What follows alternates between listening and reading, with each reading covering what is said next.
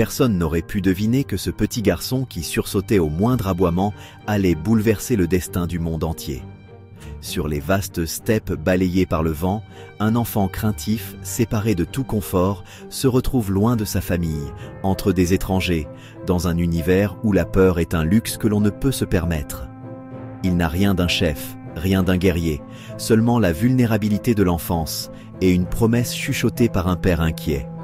Pourtant, ce même enfant va devenir une légende, non pas un roi, ni un empereur ordinaire, mais l'incarnation vivante du chaos et de l'ordre, de la terreur et du génie stratégique. Son nom, Temujin, résonnera plus tard sous le titre de Gengis Khan, inspirant autant la peur que la fascination, et son histoire commence là, au nord de la future Mongolie, dans le plus grand anonymat. Mais comment un simple enfant des steppes, rejeté et sans ressources, a-t-il pu survivre dans un monde aussi brutal ? Ce qui lui est arrivé ensuite a tout simplement défié les lois de la survie. Enfance de Temujin, trahison et survie. Dès les premiers jours de sa vie, Temujin est plongé dans l'incertitude. Son histoire bascule le jour où son père, empoisonné par des rivaux tatars, disparaît brutalement. D'un seul coup, tout ce qui lui restait d'innocence vole en éclats.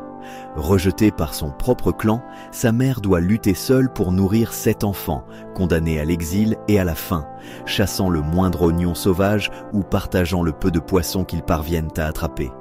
La vie n'offre aucune pitié. Chaque journée n'est qu'un combat pour survivre, pour échapper aux menaces invisibles des steppes.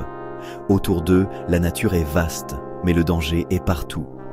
Temujin grandit sans rien posséder, ni terre, ni troupeau, ni alliés.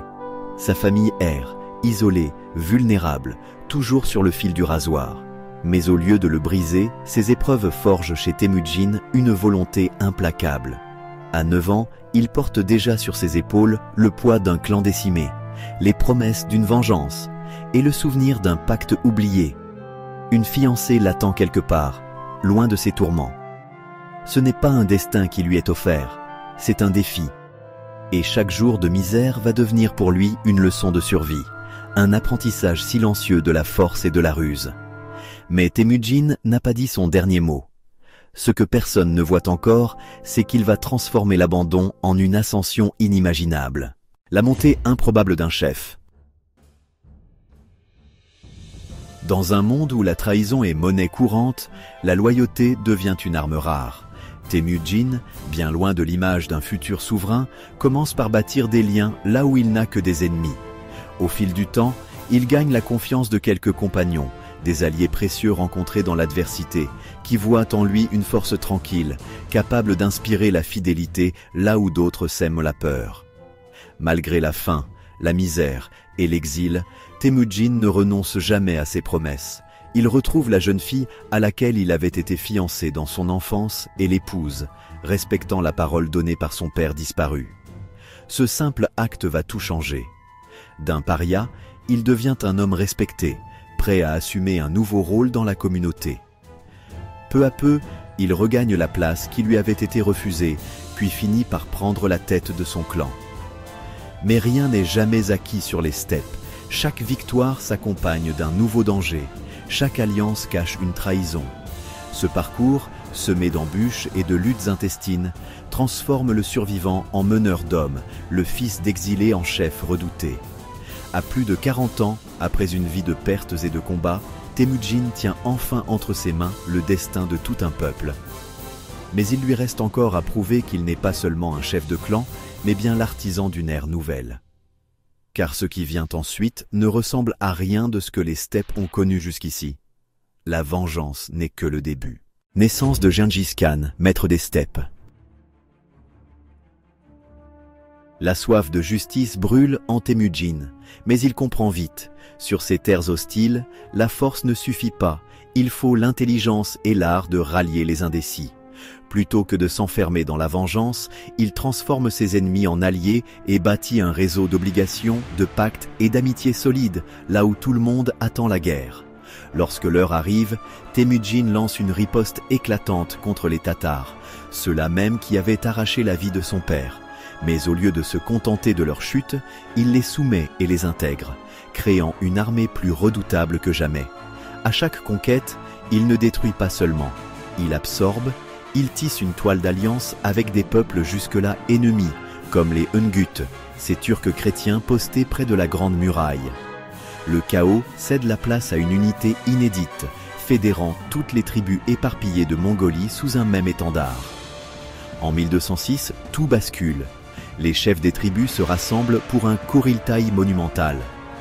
Là, sur les steppes, Temujin est proclamé empereur océanique, le maître de tout ce qui vit sous le ciel. Il prend le nom de Genghis Khan, symbole de pouvoir universel, porteur d'un rêve colossal, rassembler le monde, imposer la paix par l'autorité d'un seul souverain, quitte à tout sacrifier pour y parvenir. Ce nouveau Khan ne se contente pas d'unifier la Mongolie. Il voit plus grand, infiniment plus grand. Sa vision dépasse les frontières du connu, car maintenant, les plaines ne suffisent plus. L'heure est venue pour les cavaliers des steppes de déferler sur le monde. Et ce qui va suivre va éclipser tout ce que l'histoire avait osé imaginer. L'empire mongol explose vers le monde. À peine couronné, Genghis Khan lance sa vision au-delà des horizons familiers. Plus question de défendre un territoire. Il veut conquérir l'impossible. Tout commence par une série d'offensives méthodiques. Les tribus du sud de la Sibérie, longtemps imprévisibles et dangereuses, tombent l'une après l'autre sous la domination mongole. Puis viennent les Tengus, ces seigneurs des confins du désert de Gobi, incapables de résister à la fureur et à la discipline nouvelle des cavaliers. Chaque victoire ouvre la porte à de nouveaux alliés, et les Ouïghours, peuple raffiné du Xinjiang, rejoignent bientôt cette coalition en pleine expansion. Grâce à eux, Genghis Khan dote son empire d'un alphabet et d'une administration solide, posant les fondations d'un État à la fois féroce et organisé. Bientôt, les Khitanes mongolophones venus de Chine rejoignent l'aventure, tandis que la frontière devient une notion de plus en plus floue. Ce qui n'était qu'une poignée de cavaliers devient une vague irrésistible. La Mongolie conquiert, annexe, rallie. En quelques années, l'empire mongol s'étend du Caucase à l'Indus, des rives du fleuve Jaune jusqu'aux montagnes d'Asie centrale. Rien ne semble pouvoir arrêter l'ascension fulgurante des armées de Genghis Khan. Ni la Chine, ni la Perse, ni même l'Europe, où des villes comme Cracovie ou Budapest voient surgir, stupéfaites, des nuées de cavaliers inconnus. Les conquêtes ne connaissent plus de frontières. Les Mongols campent à Ispahan, franchissent la Russie, déferlent sur l'Anatolie, effleurent le Tibet et s'essayent même à défier les océans, rêvant de s'emparer du Japon et de Java. En 3 décennies, ils redessinent la carte du monde à une vitesse que nul n'aurait cru possible. Pourtant, derrière cette marée irrésistible, une organisation nouvelle se met en place, capable de transformer le chaos en ordre et la guerre en système. Mais quel est le secret d'une domination aussi totale?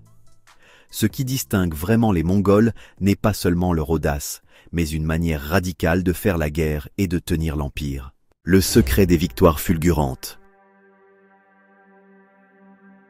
Là où d'autres royaumes s'enlisent dans la routine, l'armée mongole devient une machine de conquête sans équivalent. Sa force ne réside pas uniquement dans la bravoure de ses guerriers, mais dans une discipline impitoyable et une organisation d'une précision chirurgicale. Genghis Khan divise ses troupes en unités strictes, 10, 100, 1000, 10 000 hommes, chacun sachant exactement ce qu'il doit faire, chaque ordre circulant comme une onde de choc à travers la steppe. L'armée mongole est rapide, imprévisible, capable de frapper au loin et de disparaître avant même que l'ennemi comprenne ce qui s'est passé. Ces cavaliers possèdent les meilleurs chevaux, manient des arcs légendaires et font de l'espionnage et de la ruse des armes aussi puissantes que leurs flèches. Pour semer la panique, ils n'hésitent pas à utiliser la terreur. Les cités qui résistent sont anéanties, leur sort devenant une terrible légende qui précède les armées du Khan. Mais, tout aussi surprenant, la clémence attend ceux qui se soumettent. Protection, intégration, même parfois des privilèges. À cela s'ajoute une intendance infaillible, une logistique qui permet à des dizaines de milliers d'hommes de traverser des continents sans jamais faiblir. Les alliances sont habilement négociées, les peuples conquis souvent intégrés dans l'armée, transformant chaque adversaire en futur partenaire de l'expansion mongole. Mais ce n'est pas tout, la propagande fait rage, distillant l'image d'une force invincible, d'un empire qui punit la rébellion mais récompense la loyauté. Peu à peu, un système inédit prend forme, capable de maintenir l'ordre sur un territoire plus vaste que tout ce que l'histoire a connu. Pourtant, derrière cette perfection apparente, un nouveau défi se profile. Comment maintenir l'unité d'un empire aussi gigantesque alors que chaque victoire éloigne un peu plus ses chefs et leurs ambitions? L'apogée, puis le basculement. Au sommet de sa puissance, l'empire mongol semble invincible. Les chevaux de ses armées s'abreuvent dans 4 mers, du Pacifique à la Méditerranée, de l'océan Indien à l'Adriatique. Jamais le monde n'avait vu une domination aussi vaste, ni une autorité imposée avec autant d'efficacité. Mais dans l'ombre de la gloire, les fissures commencent à apparaître. L'expansion fulgurante, qui avait été la force des Mongols, devient leur faiblesse. Les chefs de guerre se retrouvent à des milliers de kilomètres les uns des autres, chacun bâtissant son propre domaine, cultivant des intérêts qui s'opposent peu à peu à l'idée d'un empire uni. La distance, l'orgueil et le poids de la conquête éloignent les esprits. Le rêve d'un monde gouverné d'une seule main vacille. Kubilai, le petit-fils du grand Khan, déplace la capitale vers Pékin, fondant la dynastie Yuan. Un choix qui symbolise l'éloignement de la Mongolie natale et la naissance de rivalités nouvelles entre les différents apanages, le Yuan à l'est, Jagatai en Asie centrale, les îles Khan d'Iran, la Horde d'Or en Russie. Chacun affirme son indépendance, tissant sa propre histoire, jusqu'à parfois s'affronter ouvertement. La grandeur de l'empire laisse alors place à la fragmentation. Ce qui fut l'instrument d'une unification sans précédent devient, en quelques années, un archipel de royaumes puissants mais divisés. La paix imposée par le sabre cède à la tentation de la discorde. Pourtant, même dans la chute, l'ombre de Gengis Khan continue de planer. Car les conséquences de son épopée ne disparaîtront pas. Elles vont bouleverser à jamais la face de l'Eurasie, dans la violence comme dans l'innovation. Mais derrière les guerres et les frontières mouvantes, quel héritage profond les Mongols ont-ils laissé au monde? Héritage, horreur, fascination et monde bouleversé. Quand le fracas des sabots s'estompe, le monde garde en mémoire le double visage de l'empire mongol. D'un côté, le souvenir des villes rasées, des populations massacrées, d'une terreur qui frappe encore l'imaginaire des peuples conquis. Mais de l'autre, une réalité bien plus complexe. L'avènement d'une stabilité inédite sur des territoires jadis déchirés par les guerres, l'ouverture de routes commerciales qui relient enfin la Chine à l'Europe, la libre circulation des idées, des marchands, des savants et des religieux. Sous la domination mongole, des peuples que tout opposait commencent à échanger, à s'influencer. Allemands du Talas, Iraniens du Yunnan, soldats caucasiens à Pékin, aventuriers européens sur les traces de Marco Polo ou d'Ibn Battuta. Les chrétiens côtoient les bouddhistes, l'islam se propage jusqu'en Extrême-Orient, la tolérance religieuse devient la règle, du moins pour un temps. Dans le sillage des armées, de nouvelles formes d'art, d'écriture et de théâtre naissent et se diffusent. Les Mongols eux-mêmes, de simples nomades analphabètes, deviennent les catalyseurs d'un bouillonnement culturel et scientifique sans précédent. Et quand leur empire se disloque, le vide laissé derrière eux pousse les Européens à rêver d'autres chemins vers la richesse de l'Asie, inspirant les grandes découvertes qui vont bientôt changer la face du globe. L'empreinte mongole façonne même des empires à venir. La Chine se tourne vers le nord, la Russie hérite des structures de la Horde d'Or, le Proche-Orient réinvente sa puissance sous la houlette des Mamelouks. Et, partout, l'idée d'un pouvoir centralisé, d'un monde connecté, s'installe durablement. Pourtant, au bout du compte, les Mongols, vainqueurs d'un monde, n'ont parfois gagné qu'une patrie et le droit d'exister en tant que peuple. Leur aventure, à la fois crainte et admirée, laisse une énigme qui traverse les siècles. Et la légende du Khan continue de hanter l'histoire, oscillant entre la figure du monstre et celle du sage, entre la peur et le respect. Mais derrière ce grand récit, une question demeure. Comment un enfant rejeté, promis à l'oubli, a-t-il pu imprimer sa marque sur tant de civilisations jusqu'à changer à jamais le destin du monde? Conclusion, choc et ouverture. Au final, l'histoire de Gengis Khan reste une énigme fascinante. Comment un garçon effrayé et abandonné a-t-il pu changer le visage du monde? Ce n'était ni la naissance, ni la force, ni même la chance qui l'ont porté, mais une volonté tenace, un instinct hors du commun et cette capacité à transformer chaque faiblesse en arme redoutable. Ce conquérant venu des steppes n'a pas seulement renversé des royaumes, il a bouleversé des civilisations entières, laissant derrière lui un héritage aussi controversé qu'incontournable. Des siècles plus tard, son nom inspire toujours la crainte, la fascination et le débat.